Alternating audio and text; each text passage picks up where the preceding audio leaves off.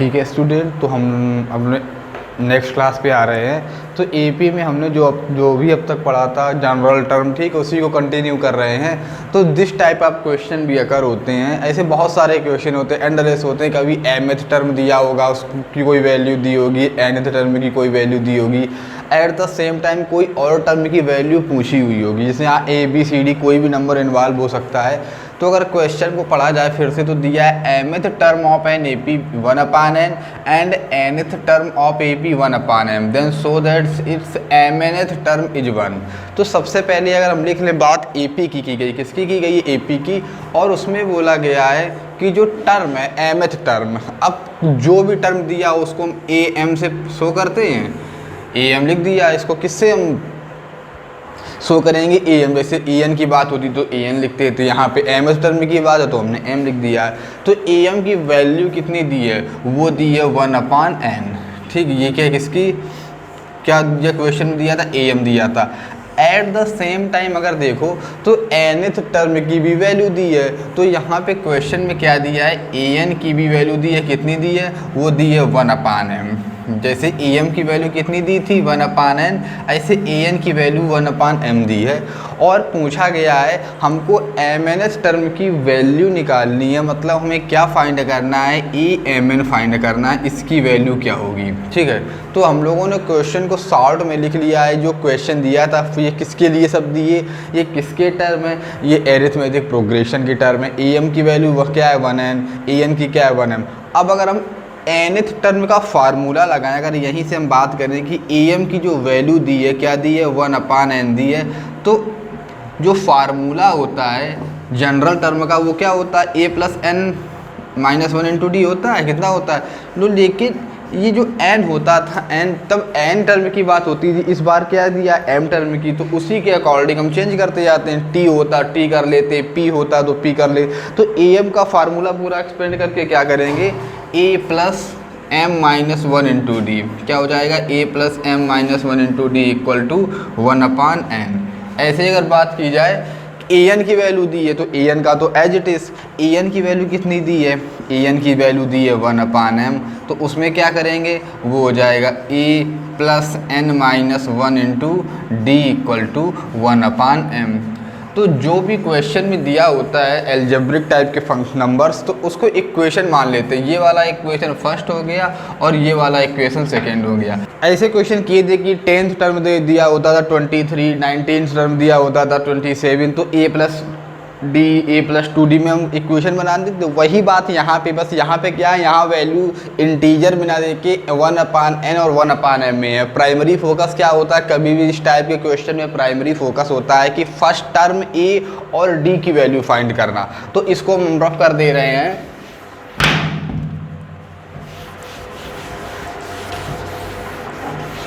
तो जो इक्वेशन बनी उसको एज इट इज़ फिर से लिख ले रहे हैं। जैसे पहली इक्वेशन थी a+m-1 × d = क्या दिया है? 1/n दिया है। फिर क्या दिया है? a+n-1 × d क्या दिया है? 1/n।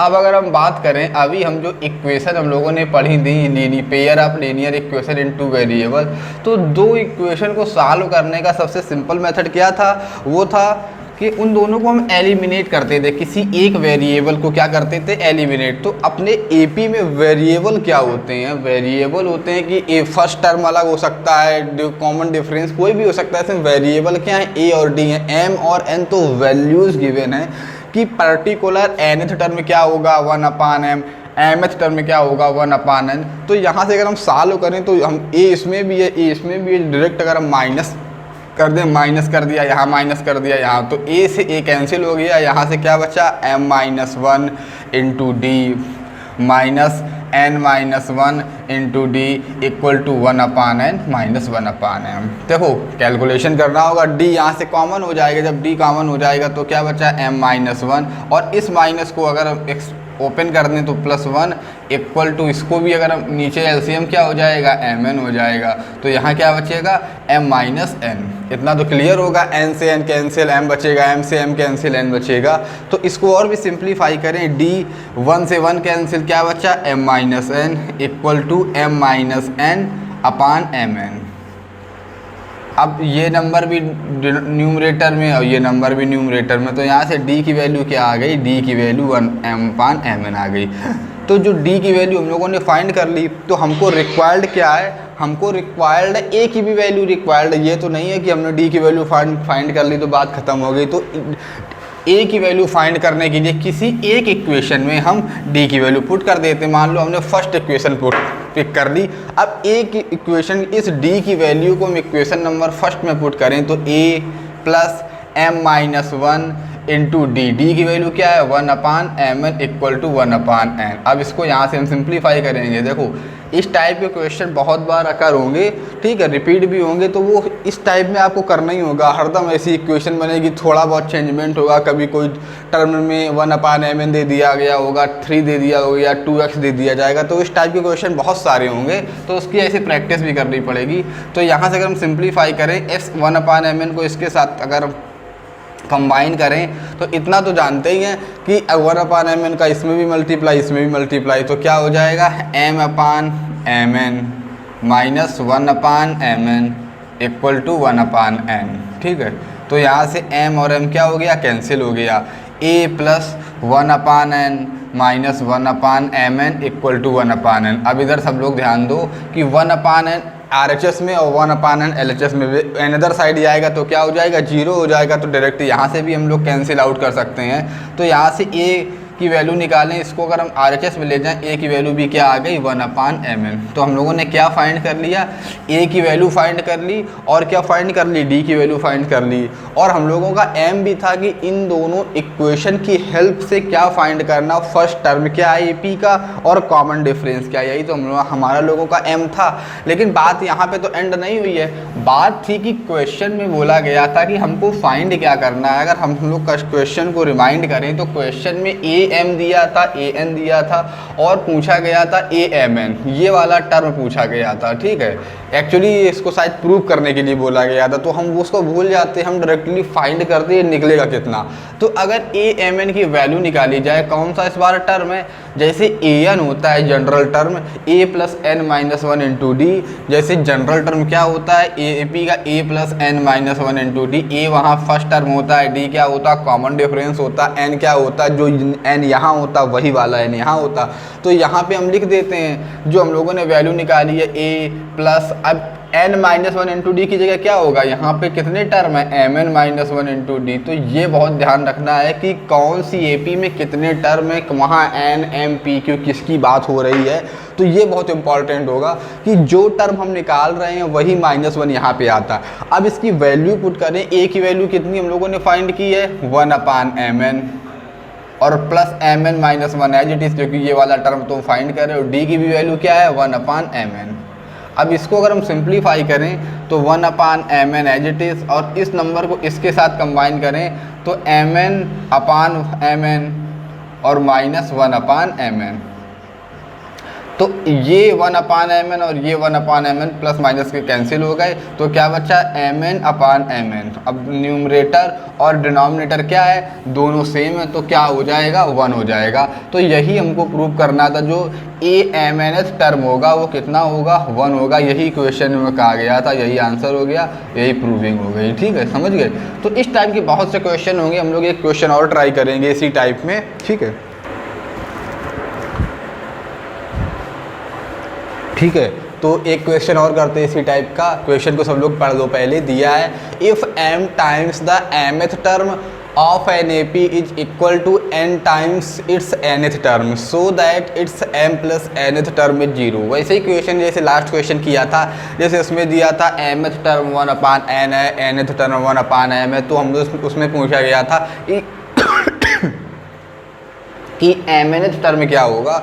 तो यहाँ पे भी अगर बात की जाए तो क्वेश्चन में गिवन क्या है, तो सबसे पहले तो देखो कुछ जगह हम लोगों ने लिखना वो मिस कर दिया है। तो सबसे पहले ये कंसीडर कर लेते हैं, let in given AP first term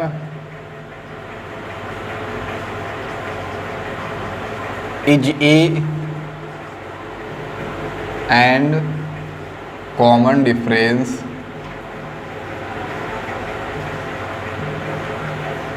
is D.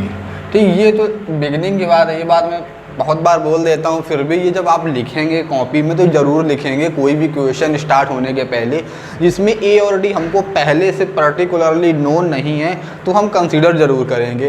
अब अगर क्वेश्चन पे आए तो क्वेश्चन में क्या दिया गया है, क्वेश्चन में दिया गया है एम टाइम्स, टाइम्स का क्या मतलब होता है, multiplication, M times mth term किसका, AP का, किसके लिए है, AP का, किसके इक्वल है, वो है n times nth term, n times nth term of AP। ये क्वेश्चन में गिवन है, वो सेम AP के लिए एक ही AP तो दी है, उसी AP के लिए बोला एक कोई एरिथमेटिक प्रोग्रेशन एक सीक्वेंस गिवन है, उसके लिए m टाइम्स अगर mth टर्म करें तो वो किसके इक्वल होता है, n टाइम्स nth टर्म के। तो इसको अगर हम अपनी लैंग्वेज में लिखें तो m का मतलब m टाइम्स का m का मल्टीप्लाई, और mth टर्म का क्या मतलब है कि इसको हम em मान लिए है, ये तो आज तक मानते रहे हैं। फिर क्या दिया है कि n times the nth term, तो n टाइम्स n का मल्टीप्लाई किसमें, nth टर्म में। तो ये क्वेश्चन में हमको क्या है, ये हम लोगों को क्वेश्चन में क्या है, गिवन है। ये जो डेफिनेशन हम लोगों ने लिखी है ये क्वेश्चन में गिवन है कि m टाइम्स mth टर्म किसके इक्वल है, n टाइम्स nth टर्म के। उसके बाद पूछा गया है अगर हम m प्लस nth टर्म को फाइंड करें तो वो कितना आएगा, तो वो 0 आएगा। तो इसको अगर हम और भी एक्सपेंड करें तो m तो एक नंबर है एज इट इज़, am का क्या मतलब है, mth टर्म, उसको एक्सपेंड करें। और कैसे करेंगे, जब m टर्म है और हम लोगों ने माना क्या है कि फर्स्ट टर्म क्या है, a है, और कॉमन डिफरेंस क्या है, d है, तो इसको हम लिखेंगे a plus m minus 1 into D. ऐसे RHS में है n as it is, an मतलब nth term a plus n minus 1 into D. ठीक है, तो ये हो गया। अब इसको हमको सिंप्लीफाई करके अभी हमें ये नहीं पता हमें क्या निकालना, हमारा जो फोकस है वो ये है कि m प्लस nth टर्म को क्या करें, फाइंड करें। ठीक है, तो अब हम रफ कर दे रहे हैं इसको। अब इसको हमें सिंप्लीफाई करना है।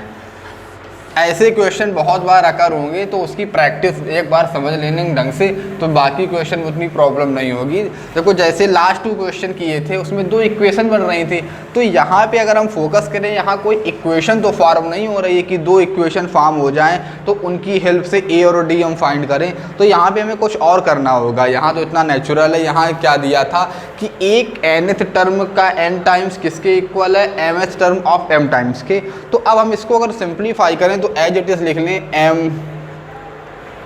m का मल्टीप्लाई हम पूरे में कर दे रहे हैं, n का मल्टीप्लाई हम पूरे में कर दे रहे हैं। तो ये पहला हो गया am plus m minus 1 into D, और उसमें मल्टीप्लाई हो जाएगा m का। ऐसे LHS में जाएं तो हो जाएगा an, और क्या हो जाएगा उसमें हो जाएगा n minus 1 into D into n। अब यहाँ से अगर हम फोकस करें कि तो सारे टर्म को अगर हम सेम साइड कर लें, क्या कर लें, सेम साइड कर लें, तो a कॉमन हो सकता है, कहीं पे d कॉमन हो सकता है। अब एक नंबर LHS में RHS में तो यहाँ से तो कुछ मल्टीप्लिकेशन में तो है नहीं जो हम सॉल्व कर लें। तो सारे नंबर्स को क्या करेंगे, सेम साइड लाएंगे, am एज इट इज़। अब क्या कर रहे हैं, अच्छा पहले एक साइड कर लेते हैं, m minus 1 into D into M minus an। अब उधर से आएगा तो माइनस का हो जाएगा n minus 1 into D into N equal to 0। अब हम यहाँ से क्या करेंगे, जो am और an वाले टर्म उनको एक साथ कर ले रहे हैं, am माइनस का an। ठीक है, फिर से क्या किया, ये वाले 2 टर्म एक साथ, m minus 1 into D into M minus n minus 1 into D into N. अब यहाँ से अगर सब लोग फोकस करें तो इससे a कॉमन हो जाएगा। क्या कॉमन हो गया, a कॉमन हो गया, तो ब्रैकेट में क्या बचा, m माइनस n प्लस यहाँ से हम क्या कॉमन लें, इसमें m है तो इसमें m नहीं है, इसमें n है तो इसमें m नहीं, तो कॉमन पूरे से क्या होगा, d कॉमन हो जाएगा। तो रिमेनिंग क्या बचेगा, m minus 1 into M minus n minus 1 into N. ठीक है, इक्वल टू क्या चल रहा है, 0 चल रहा है। तो इसको अगर हम और भी सिंप्लीफाई करें, देखो सिंप्लीफिकेशन तो करना ही होगा, ये चीज़ों में तो क्विक होना होगा, इसमें कैलकुलेशन तो एटलीस्ट क्लास 10th लेवल पे सिखाना पॉसिबल नहीं है। ये m minus 1 as it is, d as it is. अब इसको भी सिंप्लीफाई करें तो m का मल्टीप्लाई पूरे m से कर दें तो ये हो जाएगा m स्क्वायर माइनस m, ऐसे ये हो जाएगा n स्क्वायर माइनस का n, इक्वल भी क्या है, 0 है। तो और भी सिंप्लीफाई करें, a m minus n plus D M square minus m, इसको माइनस को ओपन कर दे, माइनस n स्क्वायर और प्लस क्या हो जाएगा n, ठीक है, इक्वल टू 0। ठीक है, इतना क्लियर हुआ। तो इसको और भी हम सिंप्लीफाई करें, इसको अब हम रफ कर दे रहे हैं। देखो इसको जस्ट सिंप्लीफाई करना है। मैं फिर से क्लियर कर दूं कि जैसे लास्ट क्वेश्चंस दो किए थे उसमें हमको दो इक्वेशन फॉर्म हुई थी, बट यहाँ पे इक्वेशन फॉर्म नहीं हुई है। ये पहला क्वेश्चन है इस टाइप का, तो उसकी प्रैक्टिस होगी तो ज़्यादा क्लियर समझ में आएगा। हमको ऐसा कुछ फॉर्म करना है कि जो हमें फाइंड करना है, जैसे m plus nth term find करना, तो उसी टाइप में हम इक्वेशन को फॉर्म करें तो वो भी क्लियर हो जाएगा। अगर और भी सिंप्लीफाई करें इसको हम, अगर यहाँ से और भी आगे सिंप्लीफाई किया जाए तो a m minus n as it is, a m minus n as it is plus d as it is. अब इधर देखो, एक टर्म हो गया है m square minus n square और दूसरा टर्म है m माइनस एन या n माइनस m। तो उन दोनों को हम कंबाइन कर लें, m square minus n square एक साथ और प्लस n माइनस m, यही तो है n minus m equal to क्या है 0। अच्छा, यहाँ से अगर हम कैलकुलेशन पे ध्यान दें तो इसके भी अगर हम फैक्टर करें तो m minus n m plus n हो जाएंगे। उससे क्या फ़ायदा होगा, एक m माइनस एन इधर पहले से है, यहाँ m माइनस एन और इसको भी हम m माइनस एन बना सकते हैं। मतलब पूरा जो टर्म प्लस में लिखा सब में से कुछ स्पेशल कॉमन हो जाएगा। m माइनस एन यहाँ से भी कॉमन, m माइनस एन यहाँ से भी कॉमन, m माइनस एन यहाँ से भी कॉमन। तो कॉमन क्या लेना है, तो हमको रिड्यूस करना, जो भी अपनी इक्वेशन फॉर्म हो रही है इतनी देर से उसको रिड्यूस करना कि एटमोस्ट रिड्यूस हो जाए। तो यहाँ से क्या लिखा, a m minus n plus d, इसको अगर हम फैक्टराइज करें, एक नंबर का स्क्वायर माइनस दूसरे नंबर का स्क्वायर, तो क्या होता है, एक नंबर माइनस दूसरा नंबर इंटू एक नंबर प्लस दूसरा नंबर। और इसको हम माइनस अगर कॉमन ले लें तो माइनस कॉमन ले लेंगे तो क्या बन जाएगा m माइनस एन। क्यों कॉमन लिया, क्योंकि पूरी इक्वेशन में एक नंबर ऐसा हो जाएगा जो पूरे इक्वेशन से कॉमन हो जाएगा। तो वही इंपॉर्टेंट है, हम लोगों का फोकस भी क्या है कि पूरे इक्वेशन के कोई एक नंबर कॉमन हो जाए।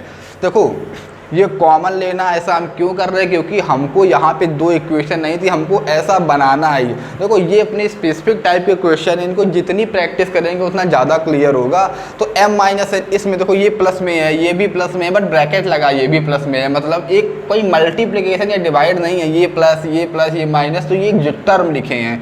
तो इसको अगर और भी सिंप्लीफाई किया जाए, a m minus n plus d m minus n, यहाँ भी m माइनस एन यहाँ भी, तो d के साथ क्या कॉमन हो गया, m माइनस एन कॉमन हो गया। तो ब्रैकेट में क्या बचा, m प्लस n और ये एक साथ बचा और माइनस 1 यहाँ बचा और इक्वल टू 0।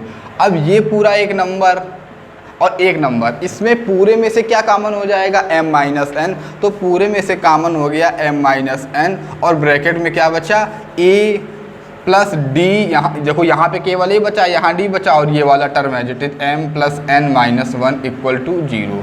अच्छा, ये बात तो बिगिनिंग में 9th में भी बताई गई थी कि अगर दो नंबर का मल्टीप्लिकेशन करके 0 आ रहा है, कि कोई दो नंबर है ये मल्टीप्लाई भी तो होता है इनटू में, तो इसमें से कोई एक जरूर 0 होगा या तो दोनों 0 होंगे। तो क्वेश्चन में अगर ध्यान दो तो क्वेश्चन में दिया था m टर्म अलग थे n टर्म अलग थे, तो एटलीस्ट ये 0 नहीं हो सकता है, ठीक है। तो m, अच्छा कहीं भी लिखा है x into y equal to 0, इसका मतलब क्या है कि इन दोनों में कोई एक 0 होगा तभी तो आंसर 0 आया होगा। क्या किसी दो नंबर का हमने मल्टीप्लाई करके 0 कब आ सकता है, क्या कभी ऐसा हो सकता है कि 5 का 3 से मल्टीप्लाई किया 0 आ गया, या 2/5 का माइनस 7/8 से मल्टीप्लाई किया 0 आ गया, वो तो पॉसिबल है नहीं। 0 दो नंबर का मल्टीप्लाई कब आ सकता है, जस्ट उसमें से एक नंबर क्या हो जाए, 0 हो जाए, एटलीस्ट क्या हो जाए, 0 हो जाए। तो इस m माइनस एन को अनदर साइड ले जाएं अगर, तो इसको एज इट इज रखें, a plus m plus n minus 1, d को इस एज इट इज लिखा d equal to 0/m minus n, ये मल्टीप्लिकेशन में था तब अपान में आएगा। और ये बात हमने बहुत बार की है कि अगर डिनोमिनेटर में कोई नंबर हो, न्यूमरेटर 0 हो, तो आउटकम क्या आता है, तो 0 आता है। डिनोमिनेटर कभी 0 नहीं हो सकता, न्यूमरेटर हो सकता है। न्यूमरेटर जब 0 होता है तो आंसर भी क्या आता है, 0। तो इसको एज इट इज लिखा रहा, a plus m plus n minus 1 into d equal to 0 आ गया। ठीक है, तो हमने अभी तक जो सिंप्लीफाई किया तो वो यहाँ तक आ गया। अब अगर ध्यान दें, इसको मैं रफ कर दे रहा हूँ, तो क्वेश्चन में पूछा गया था कि हमको ये प्रूव करना है अपनी जो गिवन एपी है इस क्वेश्चन के लिए उसका m प्लस nth टर्म क्या हो, वो 0 हो। तो अगर यहाँ से ध्यान दें, जो हम लोगों ने आउटकम निकाला है a m plus n minus 1 into d, तो अगर इसको फोकस करें तो ये क्या है, ये एक ऐसी एपी का जनरल टर्म लिखा है इंटू डी था इंटू डी इक्वल टू 0। ठीक है, तो अगर हम यहाँ से फोकस करें तो ये एक ऐसी एपी का जनरल टर्म लिखा है। तो देखो, जनरल टर्म हमारे दिमाग में आते ही एक बात आती है कि फर्स्ट टर्म अलग होगा, डी का मल्टीप्लाई किसी टर्म में होगा, तो a plus m plus n minus 1 into d. तो इसको लिखें, ये एक ऐसी एपी है जिसका फर्स्ट टर्म a है, कॉमन डिफरेंस d और जिसमें टोटल टर्म्स कितने हैं m प्लस 1। तो इसी को हम लिख सकते हैं a m प्लस n, ये क्या दिया है 0। यही हमको प्रूव करना था, a plus m plus n क्या है 0, तो यही प्रूव करना था। तो ऐसा बहुत बार होता है, आपको रिकॉग्नाइज करना होता है कि a प्लस कोई नंबर में माइनस 1 इंटू डी क्या होता है, जनरल टर्म होता है एपी का। तो ये वही लिखा है a plus m n plus 1 क्या। अगर इसको हम एक्सपेंड करते, कोई कहता है a प्लस एम प्लस 1 को एक्सपेंड करो, कब करो, जब इसका फर्स्ट टर्म a है और कॉमन डिफरेंस d है। तो हम क्या करते, a प्लस ब्रैकेट में m प्लस n लिखते थे minus 1 into d equal to 0 लिखते। तो वही बात ये लिखी थी, तो वो क्या हो गई, प्रूव हो गई। तो इस क्वेश्चन को 2 से 3 बार पहले समझेंगे, उसके बाद कॉपी में लिखेंगे और अपने मन से करेंगे। एक बार वॉच करने के बाद, ये नहीं कि सीधे लिख लिया, उससे फ़ायदा नहीं होगा। उसको 2 बार वॉच करने के बाद इस क्वेश्चन को करेंगे। ठीक है, ओके।